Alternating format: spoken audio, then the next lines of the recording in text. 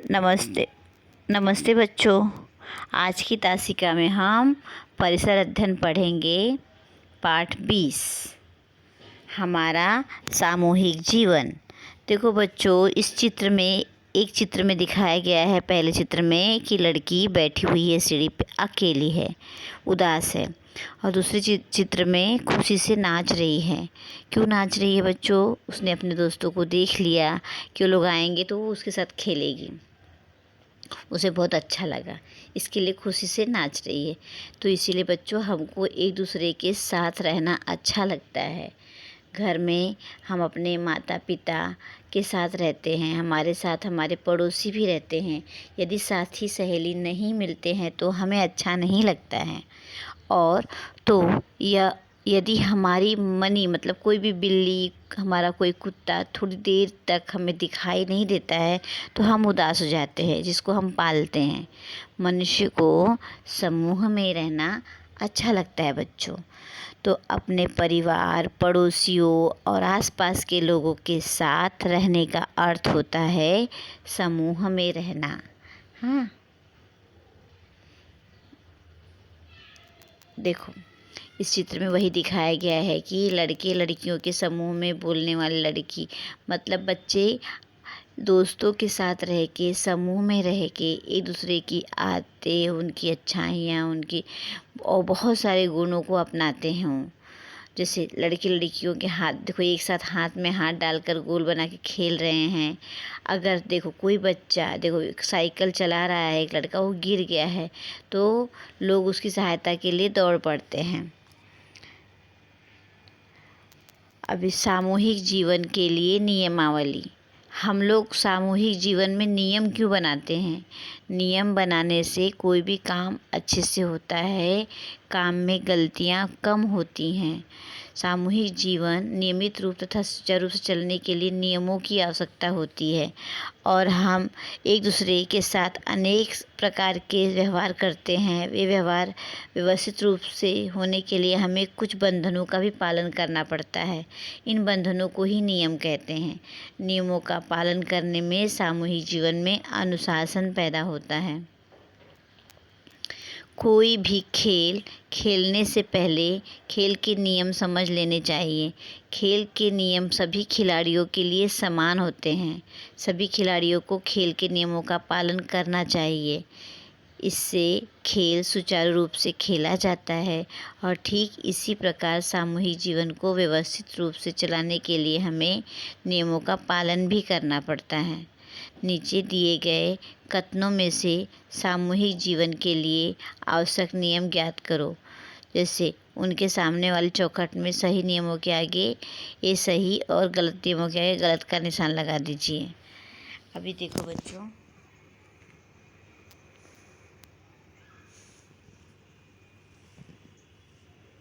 इसमें क्या करना चाहिए इसे सदैव ध्यान में रखो। जैसे नियमों के होने से झगड़े कम होते हैं और भेदभाव की संभावना कम होती है। तुम्हें क्या लगता है ऐसा? इसे सदैव ध्यान में रखो।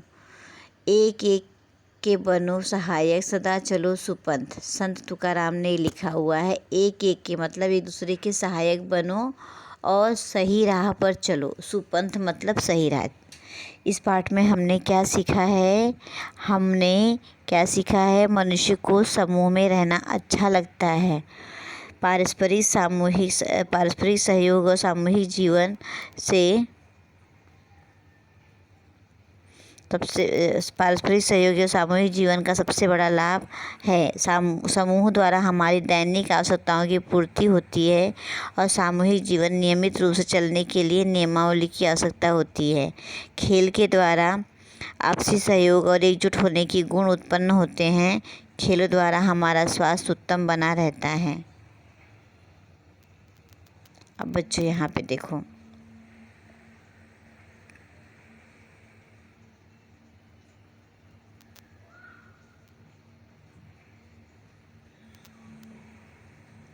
हाँ, रिक्त स्थानों की पूर्ति करो।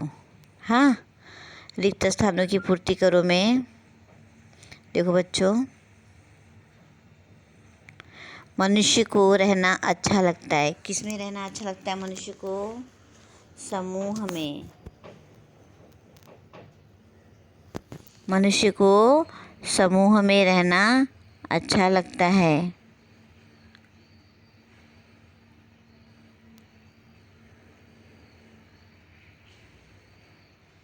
समूह में रहना अच्छा लगता है। समूह में रहने पर हमें क्या मिलती है? सुरक्षा मिलती है। क्या मिलती है? सुरक्षा। समूह में रहने पे हमें क्या मिलती है? सुरक्षा मिलती है।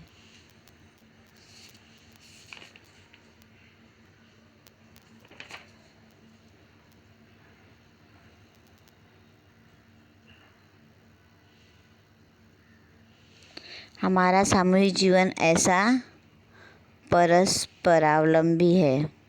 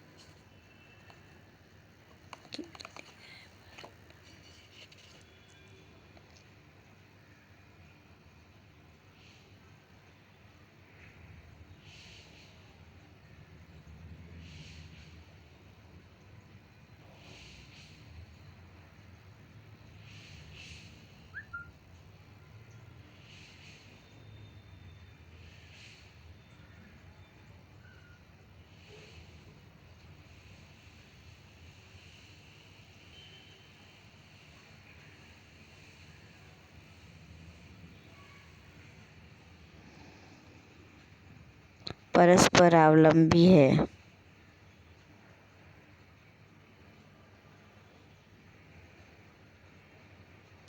अभी यहाँ देखो, समूह और समूह में सही जोड़ियाँ मिलाना। एक दूसरे की सहायता करने को क्या कहते हैं? का अर्थ होता है सहयोग।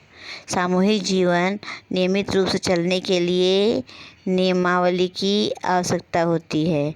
खेल के नियम सभी के लिए समान होते हैं। तो इस तरह से बच्चों अपनी कॉपी में जोड़ियाँ मिलाओ, हाँ, और सवाल हल करो, ये प्रश्न हल करो।